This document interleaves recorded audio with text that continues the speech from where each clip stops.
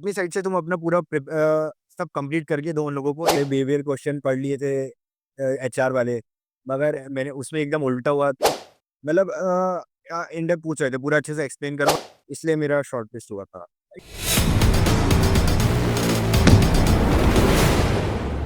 So, hello everyone. Welcome to the new episode of Tech Insights. So, guys, in this entire podcast session, we are basically going to talk about the NVIDIA internship and what are its recruitments, what is the eligibility criteria. Today, we have Abhay with us on our show, who recently completed his NVIDIA internship and also received a PPO. So, hi Abhay, how are you? Hello, I am great, doing great. How are you, Gaurav? I'm good. So, Abhay, let's start with an introduction. Yeah, sure. So, hello everyone. I'm Abhay Kumar Upawar. I'm currently doing my bachelor's in computer science and engineering at Indian Institute of Technology, Gandhinagar.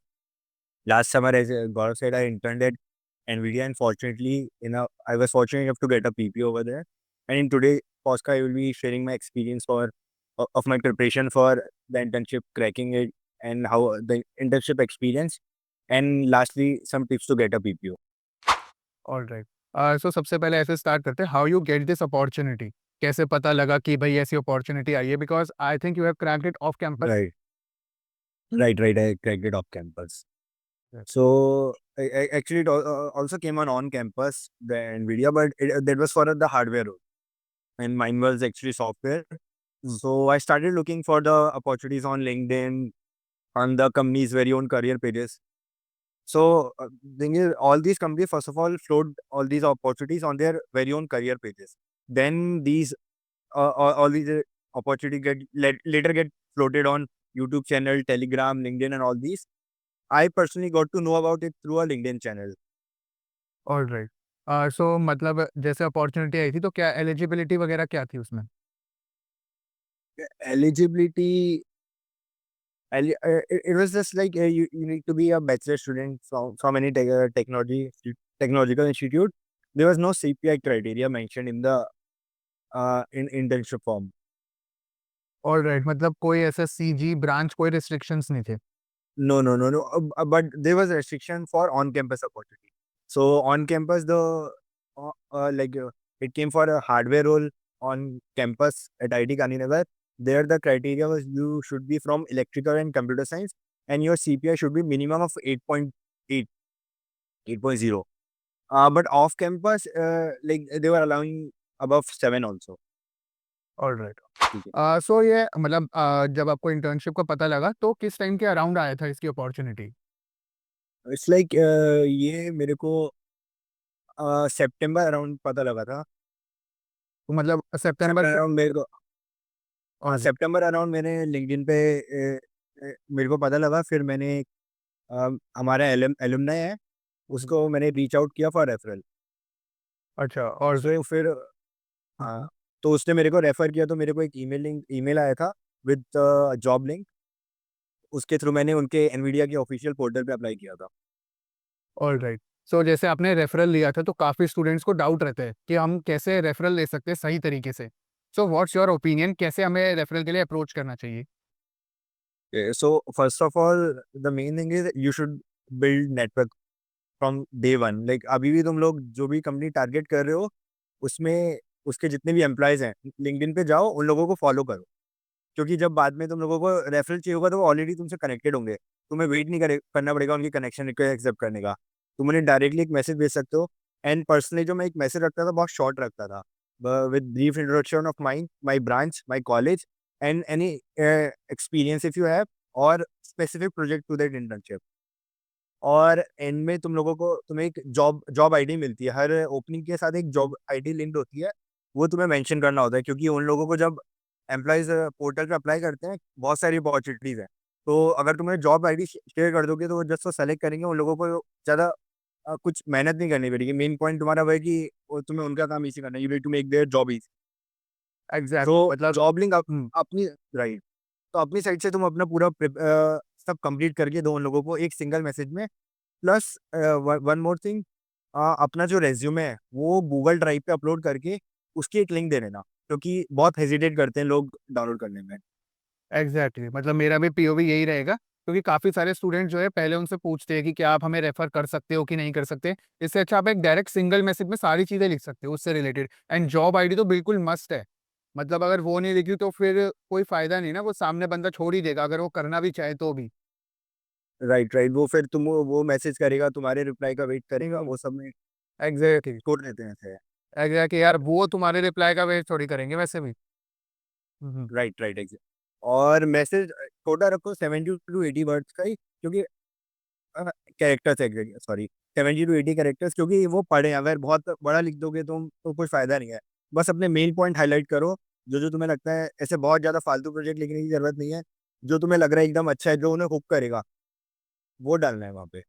Exactly मतलब सारी एकदम to the point चीजें लिखो। कोई भी इधर उधर की मत करो, जैसे वो मैसेज खोलेंगे उन्हें सीधा पता लग जाएगा कि भाई तुम उन्हें किस लिए अप्रोच कर रहे हो। And you are all sorted, कोई एक्स्ट्रा चीज करने की जरूरत नहीं है कि कुछ फेक डाल दिया, कुछ और बढ़ा चढ़ा के बता दिया। कोई मतलब नहीं है यार उन चीजों का। राइट राइट राइट, मतलब इस मेथड से मैंने मैंने गूगल वगैरह के भी रेफर लिए थे, तो मेरे को 3 4 लोगों ने दे दिया था।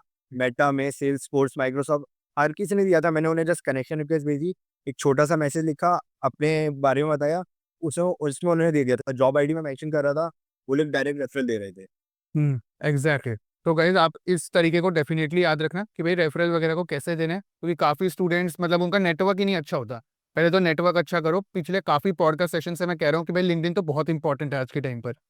सो लिंक्डइन पर डेफिनेटली अपने नेटवर्क को स्ट्रॉन्ग करो एकदम। All right. राइट। और तो अभी आप थोड़े राउंड्स के बारे में बताइए कि मतलब कैसे कैसे राउंड प्रोसीड होते हैं, एक एक करके बात करते हैं। Okay, so there were total of 3 rounds. First round was technical, online assessment technical round. Okay. उसमें अराउंड 23 क्वेश्चंस थे, 11 MCQs थे, डीएसए एंड ऊप्स पे। देन 11 क्वेश्चन थे जिसमें एक कोड लिखा हुआ था, हमें उसका आउटपुट बताना था। ओके। देन लास्ट में एक मीडियम लेवल डीएसए क्वेश्चन था, जो which was a variant of knapsack. Okay, knapsack से था। ऑल राइट, तो इसमें नेगेटिव मार्किंग भी थी? हाँ नहीं, नेगेटिव मार्किंग नहीं थी, बट क्योंकि मगर इसमें जो लास्ट डीएसए क्वेश्चन था, वो स्नैपसेक वाला, वो मीडियम और इजी लेवल पे था, तो वो इतना टफ नहीं था। मेन जो थे इसमें, जो ऊप्स के कॉन्सेप्ट थे ना, वो इन डेप्थ यूज कर रखे थे, फ्रेंड फंक्शन वगैरह, ये सब एनकैप्सुलेशन, ये बहुत इन डेप्थ में यूज कर रखा था। तो मेनली वही क्वेश्चन मुझे टफ लगे थे स्टार्टिंग वाले। All right. And I think ये इसलिए भी होता है क्योंकि फर्स्ट राउंड में फिल्टर आउट करना होता है स्टूडेंट्स को। तो इसमें मोस्ट स्टूडेंट फिल्टर आउट हो गए होंगे इस वजह से। All right. राइट। और फिर सेकेंड राउंड में? सेकेंड राउंड फिर मेरा एक टेक्निकल इंटरव्यू था, जो मेरे को 2 वीक के बाद आया था उसका कॉल। ओके। उसमें 2 इंटरव्यूअर थे। वो अराउंड 45 to 60 मिनट्स का था। उसमें पहले एक उन्होंने मीडियम लेवल डीएसए क्वेश्चन पूछा, देन एक इम्प्लीमेंटेशन पूछा मर्ज सॉर्ट का, then there were question from OOPs, pointers and addressing, all और right. All right. other than that there were questions from operating system, computer architecture and system side questions. और and one more thing, like NVIDIA specific, NVIDIA mainly जो interview technical rounds होते हैं, उसमें ओए के भी कई क्वेश्चन पूछता है। ये मैंने, जब मेरा इंटरव्यू था उससे पहले मैं काफ़ी लीड, मतलब गीक्स और गीक्स पे इंटरव्यू एक्सपीरियंस पढ़ रहा था, तो काफ़ी लोगों ने लिखा होता, वो ऑनलाइन असेसमेंट के क्वेश्चन पूछ लेता है। तो अगर तुमसे कोई नहीं हुए होते तो वो एक बार दोबारा देख लेना ऑल उससे राइट। पहले। ओके। इनफैक्ट मुझसे भी एक क्वेश्चन पूछा था उप्स का, रिपीट हुआ था ऑनलाइन असेसमेंट वाला। ऑल राइट, तो मतलब आपसे डीएसए के पूछे थे एंड वो जो चार पांच थ्योरी के कॉन्सेप्ट्स है वो यार डेफिनेटली आप सबको करने हैं। क्योंकि वो जैसे आपने सुना कि काफी अच्छी तरीके से पूछ रखा है उन्होंने, ओए में भी पूछे है, ऊप्स आया था काफी अच्छा। एंड उसके बाद इंटरव्यू में भी पूछा है सेकंड राउंड में। इसका मतलब एनवीडिया में काफी इंपॉर्टेंट रहते हैं। तो आपको एनवीडिया थोड़ा सिस्टम साइड देती है ज़्यादा ध्यान, तो इसमें अदर आपसे देन डीएस। सिस्टम डिजाइन का भी पूछा था इसी राउंड में? नहीं, मतलब सिस्टम डिजाइन तो अभी नहीं पूछते हैं। मतलब सिस्टम आई आई मीन ये कंप्यूटर आर्किटेक्चर जितने सिस्टम साइड कोर्सेज होते हैं ना, ऑपरेटिंग सिस्टम, वो सब। All right. All right. So मेरा इसमें एक डाउट था कि जैसे आपने डीएसए का क्वेश्चन आपसे जैसे पूछा था, जैसे कोई भी मीडियम टू हार्ड लेवल, तो उसके ऊपर उन्होंने काउंटर क्वेश्चंस कैसे करे थे या फिर सिर्फ आंसर देखा था आपका? उसमें एक क्वेश्चन में मुझे जितना याद है, उन्होंने एक ऑप्टिमाइज करने को बोला था, और बाकी इतना और कुछ नहीं था। मतलब ऐसा पूछा था कि यही टेक्स्ट है, मतलब यही क्यों यूज करा डेटा स्ट्रक्चर, कोई और क्यों नहीं यूज करा? हाँ, उन लोगों ने ऐसे पूरा, मतलब ऐसे ऐसे नहीं पूछा एग्जैक्टली, बट उन्होंने पूछा था अपना एक्सप्लेनेशन एक्सप्लेन करो, कि तुमने ये वाला डेटा सेट क्यों यूज किया है। मतलब उन्होंने ऐसे नहीं पूछा कि कोई और क्यों नहीं किया, बस एग्जैक्टली कि आपका पूरा जो भी तुमने कोड लिखा है एक्सप्लेन करो और कौन सी चीज तुमने क्यों यूज की है। All right, all right, okay, sorted, बस यही बोल। ओके, तो now moving on to the third round. Okay हाँ, तो थर्ड राउंड एक्चुअली एक मैनेजरियल इंटरव्यू था। वो मेरे को लगा कि वो एक एचआर होगा, कि उसमें बिहेवियरल क्वेश्चन पूछेंगे क्योंकि नॉर्मली वही होता है। हाँ तो एग्जैक्टली। मैंने सारे बिहेवियर क्वेश्चन पढ़ लिए थे एचआर वाले। मगर मैंने उसमें एकदम उल्टा हुआ, तो वो मैंने मैनेजरियल राउंड लिया था। उसने मेरे से रेज्यूमे पे क्वेश्चन पूछे, फिर मेरा कुछ और ऑपरेटिंग सिस्टम वगैरह से भी क्वेश्चन पूछे थे। मगर मेजरली वो पूरा उसने रेज्यूमे में जो जो प्रोजेक्ट थे ना अच्छे से इंडेप्थ पूछा था, उसमें एक एक कॉन्सेप्ट, जैसे मैंने एक प्रोसेसर बनाया था, तो उसमें पाइपलाइनिंग का कॉन्सेप्ट था। उस टाइम उसमें उन्होंने पूछ लिया था मैनेजर ने। वो मैंने ऐसे सब पढ़ा नहीं था, दो वो मेरे को याद था, तो उस टाइम मैंने आंसर कर दिया था। बट उन्होंने रेज्यूमे अच्छे से पूछा था उस टाइम पे। ऑल राइट, मतलब एकदम पूरा रिज्यूमे वॉक थ्रू हुआ था वहां पर आपका, जो लास्ट राउंड का। तो मतलब जो प्रोजेक्ट है उसमें से भी इन डेप्थ पूछा था कि ऊपर ऊपर से पूछ रहे थे?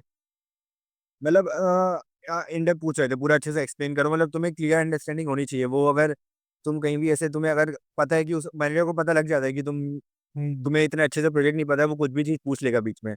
तो तुम एक्सप्लेन करना आना चाहिए उसे। All right. एंड ये जैसे आपने जब सेकंड राउंड दिया था तो उसके कितने टाइम बाद आपको पता लगा था कि सिलेक्ट हो गए हैं, एंड फिर कितने टाइम बाद थर्ड राउंड हुआ था? सेकेंड राउंड के तो अगले दिन ही थर्ड राउंड हो गया था, क्योंकि ओके। दोनों इंटरव्यूज से तो बस ऑनलाइन असेसमेंट पहले हुआ था। वो 2 वीक पहले ऑनलाइन असेसमेंट हुआ, फिर 2 राउंड्स हुए, मतलब अल्टरनेट डेज, कॉन्जिक्यूटिव डेज पे। उसके ये हुए थे अराउंड 22nd और 23rd नवंबर को। देन 5th ऑफ दिसंबर को मेरा रिजल्ट आ गया था सिलेक्शन ऑल का। Okay okay, all right. So interview में कोई ऐसा क्वेश्चन भी आपको दिखा था जिसका मतलब, जैसे अभी एक चीज तो आपने बताई प्रोजेक्ट वाली, और कोई भी ऐसा दोनों राउंड्स में कोई क्वेश्चन दिखा हो जो आपको एकदम मतलब सडन क्लिक मतलब आ गया हो, आपको आइडिया ना हो? मैंने नहीं ऐसा नहीं था, मगर क्योंकि मैंने मोस्टली है ना इंटरव्यू एक्सपीरियंस देखे थे, वो काफी हेल्पफुल थे। जो मैंने ये गीक्स फॉर गीक्स पे पढ़े रहते हैं ना, हम्म। और लीड कोड पे इंटरव्यू एक्सपीरियंस प्रॉपर वो लोग अपना एक्सपीरियंस डालते हैं कि ये कॉन्सेप्ट, ये टॉपिक से पूछते हैं। तो इसलिए मैंने जो ऑपरेटिंग सिस्टम ऊप्स वगैरह ये सब बहुत अच्छे से कर लिया था। All right, okay okay. So जैसे इसके अंदर डीएसए से रिलेटेड हम बात कर रहे थे, तो डीएसए के लिए मतलब आपने कहाँ से मतलब प्रिपेयर किया था, कौन सी शीट वगैरह को आपने फॉलो किया था अपने टाइम पर? कि तो डीएसए के लिए पहले तो वो कोडिंग निंजा वाला कोर्स किया था स्टार्टिंग में अपने फर्स्ट ईयर में। ओके। देन मैंने मेनली अच्छे से वो स्ट्राइवर वाली शीट फॉलो की थी, वो 180 200 क्वेश्चंस वाली है। उसके अलावा मैंने ऐसे टॉप 100 क्वेश्चन करके आते हैं, कोडिंग निंजा पे आते थे पहले, अब तो वो शायद किसी ने खरीद लिया है। तो उस पर आते हैं top 100 question for Google, Microsoft, Amazon. वो बहुत सेलेक्टेड क्वेश्चन होते हैं, काफी अच्छे। Okay okay. हाँ, उसके अलावा मैं कोड फोर्सेस पे रेगुलर कॉन्टेस्ट देता था उस टाइम। ऑल राइट, मतलब आप सीपी में भी है थोड़ा, कॉम्पिटिटिव प्रोग्रामिंग भी करते हैं? Okay okay, all right. Right. So मतलब डीएसए के लिए आपकी मतलब प्रेफरेंस क्या रहती है? काफ़ी स्टूडेंट पेड कोर्सेज की साइड ही जाते हैं, काफ़ी लोग नॉर्मल प्लेलिस्ट को प्रेफर करते हैं, तो अकॉर्डिंग टू यू क्या सूटेबल रहता है? मतलब उस टाइम तो कोडिंग निंजास का कोर्स अराउंड 5000 कुछ का था, तो उस टाइम तो हम्म। काफी सही था वो। बट अभी जैसे स्ट्राइवर्स का उसके बाद अब आ गया है काफी, उसके मुझे काफी अच्छे लग रहे हैं स्ट्राइवर के जो वीडियोस हैं। इनफैक्ट मेरे जो बाकी फ्रेंड्स हैं, बैचमेट्स हैं, उन लोगों ने यूट्यूब से ही किया है, और अच्छी अच्छी कंपनीज क्रैक कर ली हैं डीएसए करके।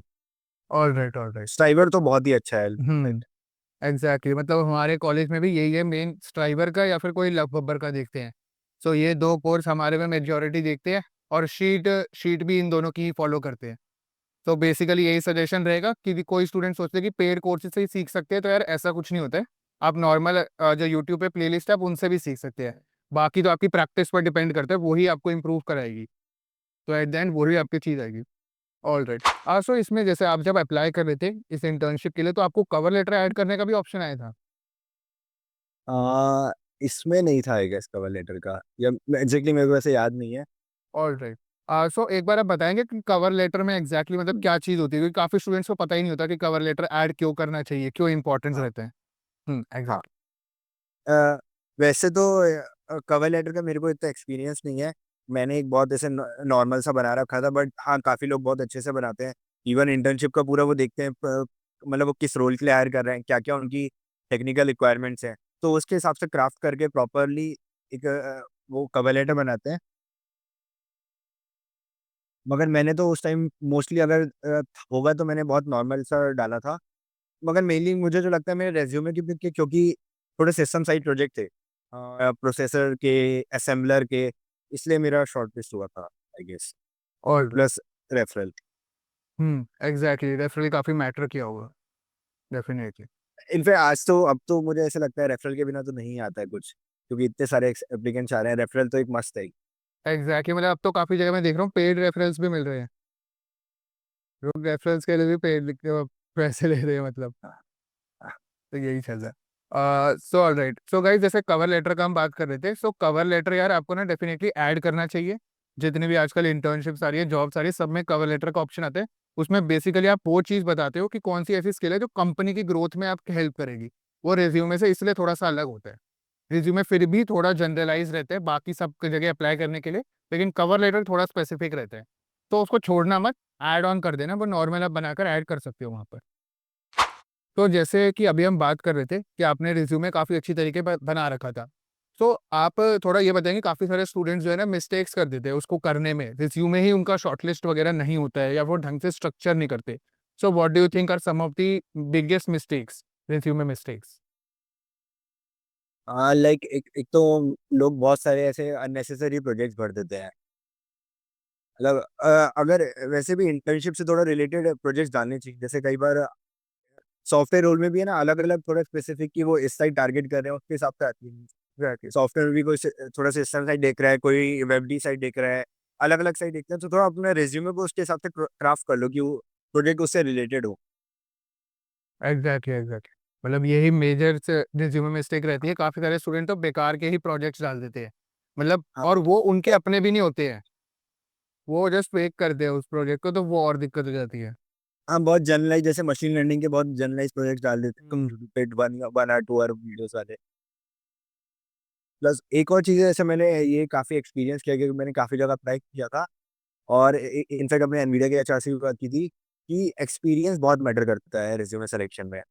अगर मतलब कोई बहुत बड़ी कंपनी भी नहीं हो, बट तुम्हारे रेज्यूमे पे एक्सपीरियंस है कि तुमने कहीं इंटर्न की है, इवन दो अनपेड हो, बट तुम्हारा एक्सपीरियंस है एक, तो वो मैटर करता है ऑब्वियसली। एग्जैक्टली, मतलब अगर तुम्हें एक्सपीरियंस मिल रहा है ना, वो सच्ची में काफ़ी मैटर करता है, क्योंकि आज के टाइम में जैसे इंटर्नशिप्स मिलना भी काफ़ी डिफिकल्ट है।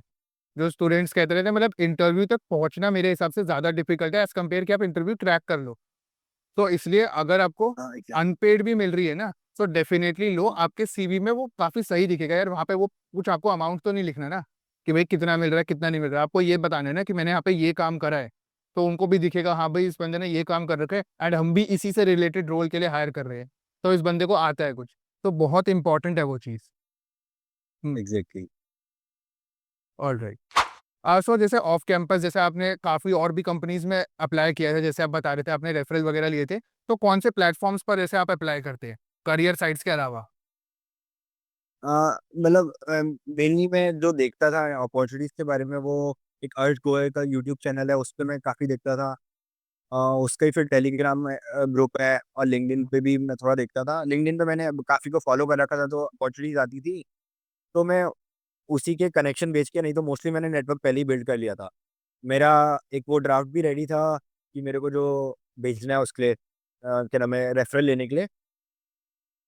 तो जस्ट मेरे को कंपनी और वो एडिट करके मैं वो भेज देता था। और ऐसा भी नहीं कि तुम एक को भेजोगे मिल जाएगा रेफरल, थोड़ा ऐसे चार पांच को भेजते हो, कुछ लोग मैसेज नहीं देखेंगे तो फिर जाके मिलता है। एग्जैक्टली, मतलब यही रहता है। तो जैसे अब मैं भी जैसे अप्लाई वगैरह करता हूँ, तो मैंने भी ऐसे ही टेलीग्राम ग्रुप्स ज्वाइन कर रखे हैं। एक किशन कुमार कर आपने सुना होगा, उनका ज्वाइन कर हाँ रखा हाँ है। हाँ, राइट। फिर एक अर्श गोयल भैया कहीं कर रखा है, कुशल विजय नाम का पर्सन है जो कि माइक्रोसॉफ्ट में SD2 पर है। तो ये सारे लोग जो अपॉर्चुनिटीज डालते रहते हैं, इससे क्या आपको अलग अलग जगह नहीं देखनी पड़ती। ये सारी जगह पर ही आप देख सकते हो, लिंक्डइन पर भी कर लो एंड टेलीग्राम पर भी कर लो। तो अपने आप नोटिफिकेशन आते रहेंगे, तो आपके लिए काम बहुत आसान हो जाता है। तो वो बहुत सही चीज़ है एंड डेफिनेटली यार, इनको डेफिनेटली सब्सक्राइब कर लो, ज्वाइन कर लो इन चैनल्स को। चाहे तो मैं इनके लिंक्स भी आपको डिस्क्रिप्शन में प्रोवाइड कर दूंगा, वहां से जाके ज्वाइन कर सकते हो। बहुत ज़्यादा हेल्पफुल चैनल्स है ये सारे। All right. सो जैसे आपके इंटर्नशिप हो गई वहाँ पर, तो कैसा एक्सपीरियंस रहा आपका इनवीडिया में? मेरा एक्सपीरियंस तो काफ़ी अच्छा था। In fact I was fortunate enough to get a like an individual project. Okay. एक मेरे मैनेजर ने मेरे को एक सोलो इंडिविजुअल प्रोजेक्ट दे दिया था जो कम्प्लीटली मैं देखना था, ऐसे मतलब एक कोई टास्क नहीं दिया था, प्रॉपर एक प्रोजेक्ट दिया था। प्रोजेक्ट। तो उसमें स्टार्टिंग से मैं कर रहा था, तो पूरा बिल्ड कर रहा हूँ मैं, और वो इंटीग्रेट भी होना था नेक्स्ट ईयर। तो ऐसे काफ़ी एक्साइटेड था मैं, क्योंकि मेरा लिखा हुआ कोड एक्चुअल में इंटीग्रेट होगा, इंटर्नशिप के टाइम पे लिखा हुआ। सो बेसिकली वहाँ पर आपका रोल क्या था मतलब आप किस टेक स्टैक पे डाल रहे थे? मेरा ऐसे कंपाइलर साइड काम कर रहा था मैं, एक वहाँ उन लोगों का एक कंपाइलर है डीपीएसईसी, मतलब ट्यूडा टाइप एक कंपाइलर है उनका फॉर डीपीयूज। तो उसमें मेनली वो सी सी प्लस प्लस में लिखा हुआ है, तो उसमें डेवलपमेंट का ही काम था प्रॉपर। टेक्नोलॉजी वही C C plus plus. All right, all right. तो मतलब पहले तो आपने सीखी होगी या फिर कुछ आइडिया था आपको पहले से? नहीं मतलब लैंग्वेज तो आती थी ऑब्वियसली, मैं मेरी primary language C plus plus थी। बाकी हाँ, वो मुझे को कंपाइलर के बारे में, उनके कंपाइलर के बारे में कुछ नहीं पता था। दो मैंने अपना ऐसे कोर्स किया था, मगर इंडस्ट्री में जो होता है वो बहुत ही डिफरेंट लेवल पे यूज होता है। डिफरेंट होते हैं। तो पूरा फर्स्ट वीक में उनकी सिर्फ डॉक्यूमेंटेशन ही पढ़ रहा था पूरी। बट एक बार वो जब समझ में आ गया था, तो फिर बहुत मजा आ रहा था काम करने में। ऑलराइट। सो इससे पहले मतलब क्या कितने आपको रिजेक्शंस वगैरह भी फेस हुए होंगे, तो कितने रिजेक्शंस वगैरह फेस हुए? हाँ मतलब उसके अलावा तो बाकी ये सब गूगल वगैरह माइक्रोसॉफ्ट से, इनसे तो वो ऑनलाइन से लिंक ही नहीं आए थे। ऑलराइट, अच्छा लिंक ही नहीं आए थे। आपने रेफरल मिला था आप कह रहे थे, उसके बाद भी नहीं आए? हाँ, रेफरल के बाद भी नहीं आए थे।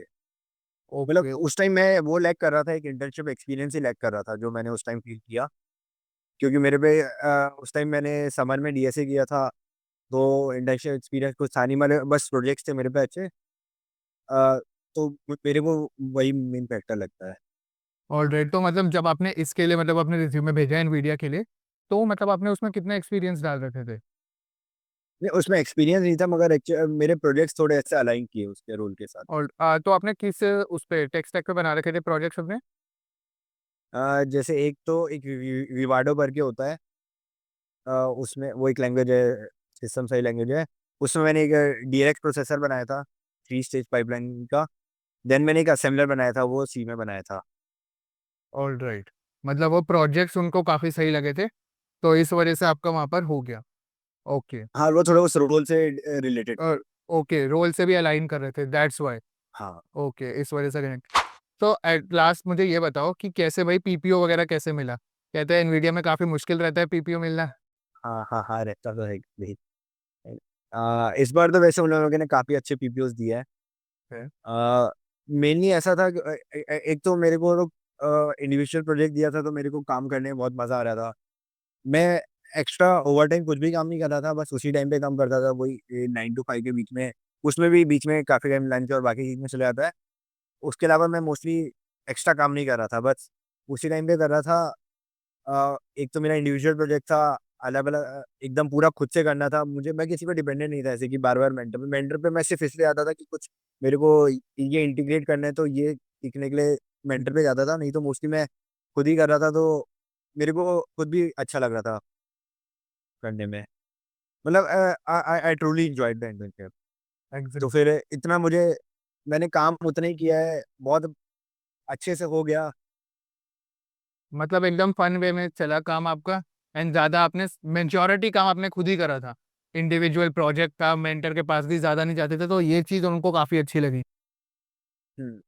प्लस वो भी काम थोड़ा जैसे मैनेजर को बहुत ऐसे आराम आराम से दे रहा था कि तुमने ये 2 वीक में करना है।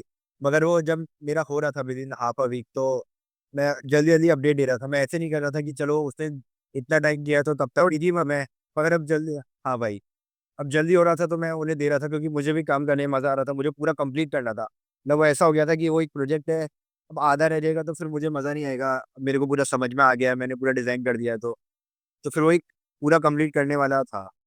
All right. Okay, okay. So इसमें जैसे हमने अभी तक सारी बातें कर ली, be it eligibility rounds interview, and इसमें मुझे थोड़ा सा बताओ, जैसे नेटवर्किंग की भी हमने बात करी, थोड़ा कम्युनिकेशन स्किल्स का बताओ। जैसे काफ़ी स्टूडेंट का कम्युनिकेशन स्किल्स वीक होता है, एंड इंटरव्यू में मेरे अकॉर्डिंग वो काफ़ी इंपॉर्टेंट रहता है, ताकि आप डीएसएस या और चीज़ समझा पाओ। So what's your POV on this? Right right, actually काफ़ी इंपॉर्टेंट है।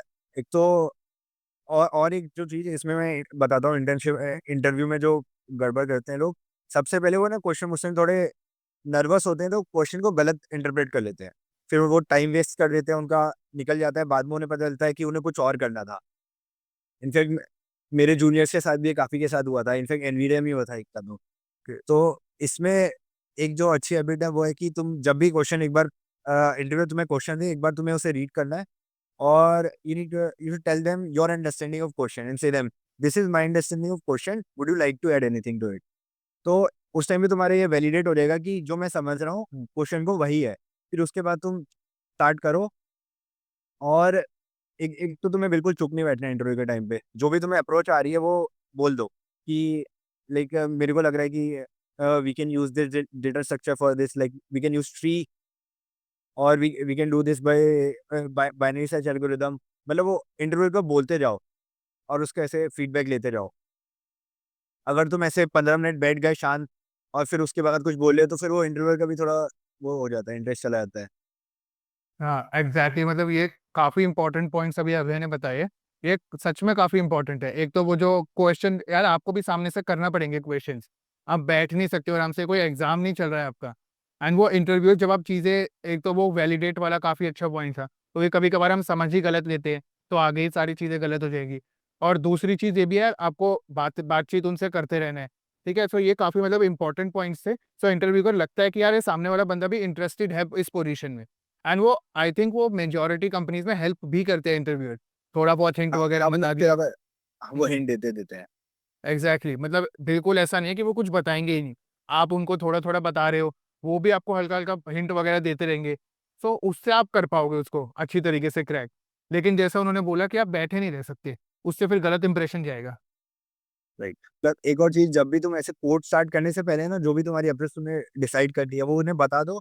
उन्हें कुछ गड़बड़ लगता है तो उस टाइम बता देते हैं, नहीं तो कहते हैं let's like you can code, वो बोल देते हैं तुम्हें सीधा, you can start with exactly. Coding. All right. तो guys in this entire podcast हमने सारी चीज़ों को डिस्कस करा है वन बाय वन। कैसे अपॉर्चुनिटी मिली, क्या एलिजिबिलिटी क्राइटेरिया था, कितने कितने टाइम पर जो उनके कॉल्स आ रहे थे इंटरव्यू के, कैसे रेफरल लेना चाहिए, सारी चीज़ों को हमने वन बाय वन डिस्कस करा है। एट लास्ट अभी आप क्या सजेशन देना चाहेंगे, क्या एडवाइस देना चाहेंगे स्टूडेंट्स को जो इंटर्नशिप्स क्रैक करने की कोशिश कर रहे हैं, पीपीओ चाहते हैं? Okay, so first of all internship crack करने के लिए, अगर तुम लोग फर्स्ट सेकंड ईयर में हो तो उस समय में तुम कोई भी एक इंटर्नशिप उठा लो, अनपेड बहुत सारी मिलती हैं। थोड़ा अपने रेज्यूमे पे एक्सपीरियंस ऐड करो, जिससे तुम्हारा रेज्यूमे बाकी इतनी भीड़ में स्टैंड आउट करेगा। एग्जैक्टली। प्लस पीपीओ के लिए तुम लोग अपना वैसे काफ़ी ज़्यादा वो प्रोजेक्ट पे डिपेंड करता है। तुम्हारा प्रोजेक्ट अच्छा मिल जाए और तुम एंजॉय करो, वर्क अच्छा लगता है तुम्हें एकदम, तुम जब डेवलपमेंट करोगे ना प्रॉपर एक बार, अभी डीएसए कर रहे हो ठीक है, वो बार बार क्वेश्चन करने हैं, मगर जब तुम कुछ डेवलप करते हो तब तुम्हें मजा आता है, तो फिर हो जाएगा, तुम बस अपना बेस्ट दो उस टाइम पे। और अपना एक और चीज़ है, हाँ, रेगुलर अपडेट देते रहना मैनेजर को। मैंने क्या किया था उस टाइम पे, मैंने एक ऐसे वीकली अपडेट दे देता था मैनेजर को कि मैंने इस वीक में ये किया, ये किया। अगर अगर जैसे मैंने फर्स्ट वीक में कुछ कोड वोड करना कुछ स्टार्ट नहीं किया था, जिसमें डॉक्यूमेंटेशन पढ़ रहा था, तो मैंने वो पूरा मेंशन किया था, मैंने ये सारे पीडीएफ रेफर किए, ये सारे इस वीक पढ़े हैं, इस वीक मैंने अब ये रेफर कर रहा हूँ, मैं इस पे काम कर रहा हूँ। तो इससे मैनेजर को अपडेट रहता है कि अगर तुम पूरा काम करके एकदम एंड में आओगे तो फिर वो मैनेजर को इतना समझ में नहीं आएगा, मगर तुमने ये चीजें अलग अलग ट्राई की हैं, वो वर्कआउट नहीं की, मगर अगर ये मैनेजर को बता दिया, तुम अच्छे से कन्वे कर रहे हो, तो उसको पता लगेगा कि तुमने ये सब चीजें ट्राई की है मगर वो वर्क नहीं कर पाया है। एग्जैक्टली, मतलब एक काफ़ी अच्छी और इन डेप्थ नॉलेज बताई है अभय ने हमें। तो मेक श्योर कि आप इन सारी चीज़ों का ध्यान रखें। इसके अलावा भी कोई डाउट रहता है, आप डेफिनेटली यार कमेंट सेक्शन में बता सकते हैं, वरना अभय से कनेक्ट भी कर सकते हैं। मैं उनका लिंक्डइन हैंडल डिस्क्रिप्शन में डाल दूंगा, आप वहाँ पर जाके कनेक्ट कर सकते हैं। तो first of all thank you so much Abhay for joining me in this session, इतने शॉर्ट नोटिस पर आप आए। Thank you so much. Thank you. और guys that's it for today's video. और भी आपको कोई भी टेक से रिलेटेड कंटेंट देखना अच्छा लगता हो, मैं व्लॉग्स, पॉडकास्ट एंड हैकाथॉन से रिलेटेड काफ़ी चीज़ें अपने चैनल पर डालता रहता हूँ। सो आप इस सब के लिए मेरे चैनल को डेफिनेटली सब्सक्राइब कर सकते हैं। सो आज के लिए इतना ही, बाय गाइस।